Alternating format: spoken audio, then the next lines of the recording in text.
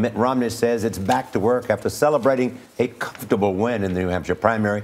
He got 40% of the vote, beating Ron Paul and John Huntsman by a wide margin. Newt Gingrich and Rick Santorum battled for fourth place. Romney spoke to supporters as the returns came in. This president has enacted job-killing regulations. I'll eliminate them. He lost our AAA credit rating. I'll restore it. He passed Obamacare. I'll repeal it. Joining us now from Manchester, New Hampshire, is Chief Washington Correspondent and host of Face the Nation, Bob Schieffer. Bob, good morning. Hey, good morning, Charlie. So look at they go to South Carolina. Ron Paul, does he worry the Romney campaign? Are they happy to have him in second place? Can he do damage to the front runner? You know, I think the truth of the matter is that Mitt Romney would love to have Ron Paul emerge as the alternative, as it were, to Mitt Romney, because I think most analysts, most independent observers would say that Ron Paul, at the end of the day, is not going to get the Republican nomination. I mean, his views are so far outside the mainstream of Republican thinking that I just don't see how that could possibly happen.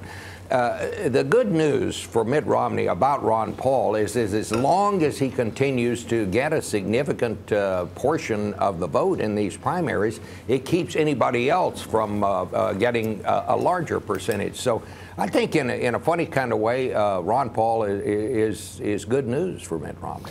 What is the Romney campaign worried about if it's not Ron Paul? Well, I think what they got to be worried about in these coming weeks down there in South Carolina is Newt Gingrich.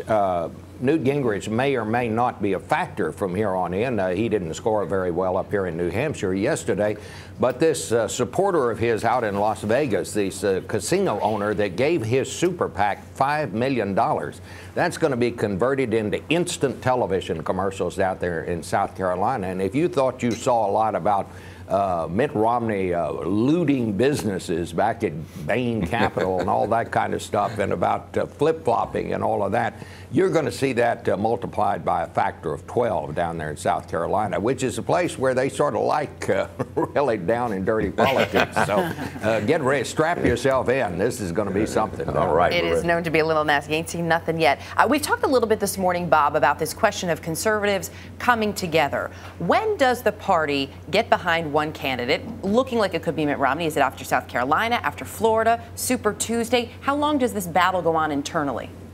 You know, the thing, Erica, that I'm beginning to wonder is if they will ever come together. When Mitt Romney's father was the governor of Michigan, it was a totally different kind of Republican Party than you have now.